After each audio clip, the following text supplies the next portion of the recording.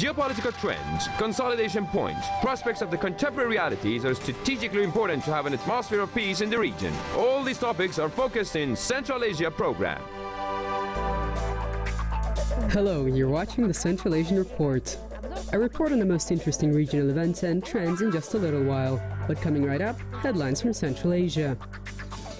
Turkmenistan is introducing compulsory state legal liability insurance for owners of auto transport. Once the Ministry of Finance and the state insurance entity develop the details of all the procedures and norms, the appropriate amendments will be introduced into the national legislature of the country. Now, during the registration of the vehicle and conduct of a technical inspection, the relevant entities will have to check for the presence of insurance. It is supposed that the new law will come into force already in the beginning of 2017. В Узбекистане выросли цены на бензин. В среднем розничный. In Uzbekistan, gasoline prices have gone up. On average, the retail price of gasoline went up by 30%. Therefore, 1 liter of AI-95 benzene now costs $1.10. For AI-80, 89 cents. The prices were set by the national holding company, Uzbekneftgaz, and they will be set at this level for all gas stations. Experts connect this rise, which is by the way the second this year, with the fall in oil extraction in Uzbekistan and a subsequent need to procure it from abroad. I would add that since 2013, the records on hydrocarbon extraction volumes in the country have not been disclosed in open sources. Республики не публикуются в открытых источниках. The single commutation center was launched in a test mode in Tajikistan. All the communication services in the country will be provided by this entity, and the governmental structures will be able to directly listen to the ongoing communication, as well as track internet traffic, and at their own discretion, shut down online sites and users. $50 million were spent on the establishment of the center from the country's budget. It's aimed to ensure national security and the fight against terrorism and extremism, which are entering the country through online social networks and websites. But according to human rights activists, this also means unlimited access of the country's armed forces into the private life of citizens, their personal information and data.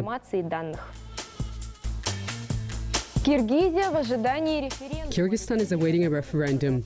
The country is preparing to vote on the issue of changing the constitution. Our correspondent in Bishkek found out the details of the amendments and how this will affect Kyrgyzstan. Kyrgyzstan is getting ready for a referendum. On the 11th of December 2016, the people will have to decide whether amendments will be introduced into the country's constitution. If they are adopted, this will be the 8th time that Kyrgyzstan's main legal document is changed in the 25 years of the country's independence.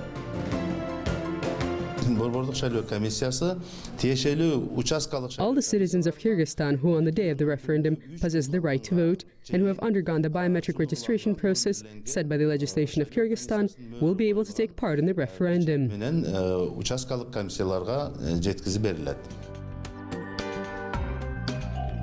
The aim of the proposed amendments is to extend the official powers of the Prime Minister and the Parliament of the country. The President of Kyrgyzstan, Almazbek Atambayev, and leaders of a number of parties in Jogorku Kenyash, the country's parliament, spoke about the need to strengthen their influence.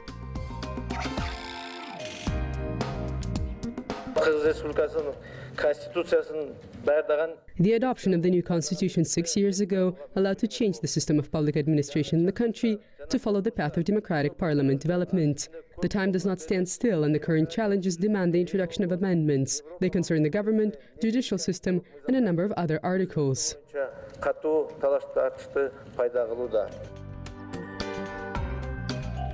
The initiators of the referendum and introduction of amendments insist that the last changes to the constitution were adopted in a rush during a difficult political situation. I would remind that it was then that the country's president, Kurmanbek Bakiyev, was overthrown. During the 6 years of this constitution, a number of contradictions and shortcomings were discovered, and hence, according to the proponents of the change, the time has come to fix this.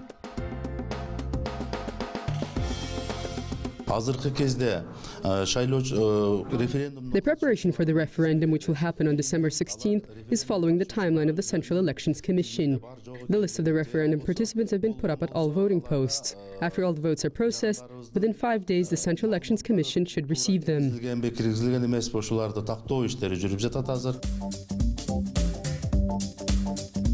the meantime, the initiative also has a number of opponents. First and foremost, they do not agree with the violation of the moratorium that was set for changing the constitution. It has been put in place in Kyrgyzstan until 2020. In addition, there are also concerns that the upcoming changes will pave a direct path to authoritarianism and increasing the powers of the political elite which support the current president. There are talks in the parliament that upon the completion of the current presidential term, Atambayev will become the new prime minister of Kyrgyzstan. То, что предлагает, это усилит коррупцию. What they're proposing will increase corruption. Criminal prosecution of the state public officials will not be possible. Altogether, this may lead to the establishment of authoritarianism, all led by the prime minister. Установление авторитаризма уже в лице премьер-министра. For an average person, of course, it is difficult to make sense of all the occurring political collisions. Nevertheless, they are the ones who will decide the fate of not just the proposed constitutional amendments, but the country as a whole. Fragile business. In Tajikistan, the production of porcelain has been revived, something which at some point in time brought fame to the country far abroad. Our correspondent in Tajikistan found out how it was possible to overcome the crisis and practically from shambles build an entire plant. He brings us the report from the city of Tursunzadeh. 70 kilometers to the west of Dushanbe. This is practically the border with Uzbekistan. The city of Tursunzadeh is famous for its aluminum plant, grapevine plantations, as well as near-border resorts, where the residents of neighboring countries restore their health. Among all other things, Tursunzadeh is famous for the production of porcelain. The locally produced porcelain during the Soviet times buzzed all across the Union. In terms of beauty and quality, the products of Tursunzadeh were on par with those from abroad, and therefore there was also a shortage of them. Our products always enjoyed good demand. Foreign clients did not hide their admiration. There were big orders from Russia and other countries. Malika Hoshimova has been working at the porcelain plant since it was established. Along with the great fame of this enterprise, she also remembers the tough times. With the fall of the Soviet Union, every shop of the plant was closing down one after another, and in 2006 the plant completely stopped its operations. The educated specialist Hoshimova, along with hundreds of other workers, were left out on the curb. But 10 years have passed, and today one can once again hear the sounds of the working machines at the plant. After so much time, the plant is working once again. The new management invited us back to work. I couldn't refuse, because this is something that I love doing and I'm good at.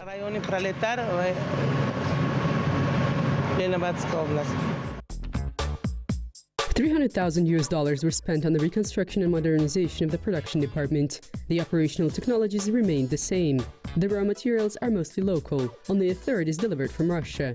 Every component is manually molded and glued to the base of the vases, pots, and souvenirs.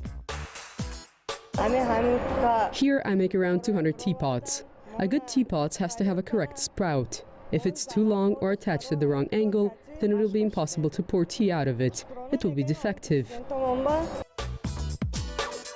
All the products are decorated by hand. In order to be able to mold these types of roses, the plant's workers trained for months with renowned masters.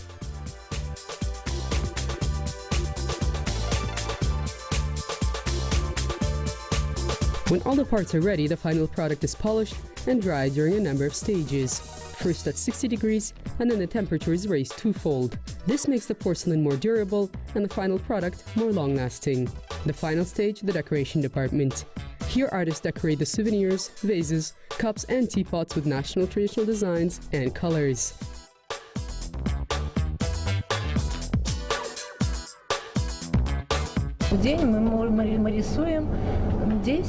Everything depends on the complexity of the drawing. One vase can take up to 1 or 2 days. The plant management's plans are impressive.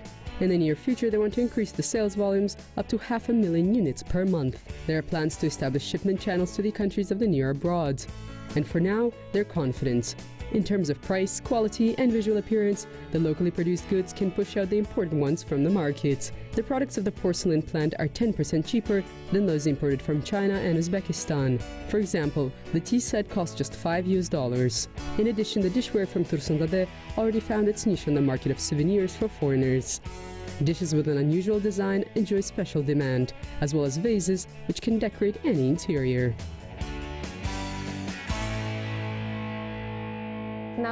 Public financing, or crowdfunding. This is the collective collection of funds for various projects, from modest repairs of an art studio to the shooting of films with a big budget. And in Kazakhstan, this has already become a real trend. My colleague in Almaty found out what useful things have been done by the residents of Kazakhstan through collective efforts, and what projects are still awaiting their turn. Leah Budianskaya brings us the story. Aygul Baykadamova has been anxiously awaiting the premiere of the film 28 Panfilovtsev. She found out by chance that it was decided to eternalize in the movie the feat of the legendary guardsmen. She read online that people are planning to help this project get money in Kyrgyzstan. I could not just do nothing. For her, the history of the 316th Battalion is personal. Aygul Baykadamova is the granddaughter of the general Ivan Panfilov. I felt a bit sorry, thinking that this is a matter of national pride for us Kazakhs as well. This division was formed in Almaty, and that is why I decided to support this project, and signed up on Facebook and then Vkontakte.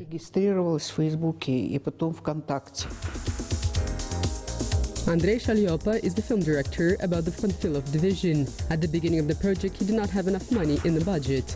But Andrei decided to try his luck and announced a funding campaign for the shooting and subsequent editing work. A Russian crowdfunding platform was chosen for the presentation of the project, and people responded. We went out on an expedition to the Pershino village in the Dikovsky district of the Ivanovsk region. This is where we are right now. The shooting crew reported daily on the work done. The future audience was able to follow in live mode what the funds are being spent on. We got great material, even for our high standards, so it's going great. You see? Yes, this is good.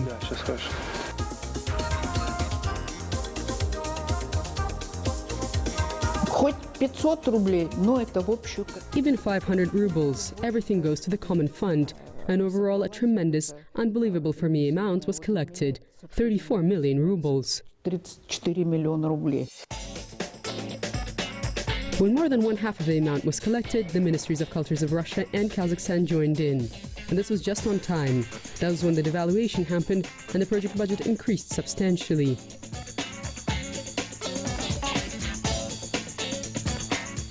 Collective public financing of 28 Panfilovtsev was the first fruit of crowdfunding for Kazakhstan, and subsequently there were news about the creation of the first in Kazakhstan online platform for crowdfunding. Anyone can use the crowdfunding platform. There are no limitations on the content of the project.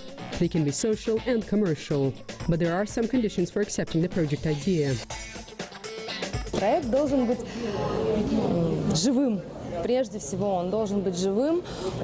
The project has to be dynamic. It must have some kind of a core idea and be supported by something that the author has already done, some kind of a foundation. Чем-то, что автор уже сделал, он должен поднести под собой какую-то базу. Saya Asanova is the author of one of the first successful projects on the platform. It is called Asar. This is a center for the elderly that is open during the day, a sort of a kindergarten for pensioners with food, medical supervision, and interesting leisure activities. Saya went onto the crowdfunding platform with an already functioning project and detailed budget of what she still needs money for. As a result, the needed sum of 657,000 tenge was collected, and today the Asar Center is giving out rewards to all who supported it. This is one of the conditions of crowdfunding and its main difference from charity. We wanted to tie it directly with the idea of old age, those kind of associations that exist. These are the socks knitted by grandmothers or grandmothers' jams.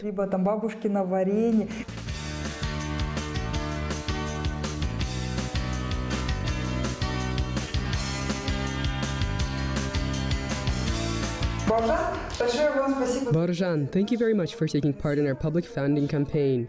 We and the grandmothers are very grateful to you for the participation and support. Thank you. Thank you. This is a raspberry gem from one of our grandmothers. Thank you very much. At the moment, the very first crowdfunding platform in Kazakhstan has led to the successful realization of 3 projects, and 3 are in the process of collecting funds. According to specialists, more startups and non-indifferent regular people are starting to trust collective funding efforts. That is why crowdfunding in our country has all the chances of becoming a popular method of lending a helping hand. На этом все. You're watching the Central Asian Report. Until next time on Kazakh TV.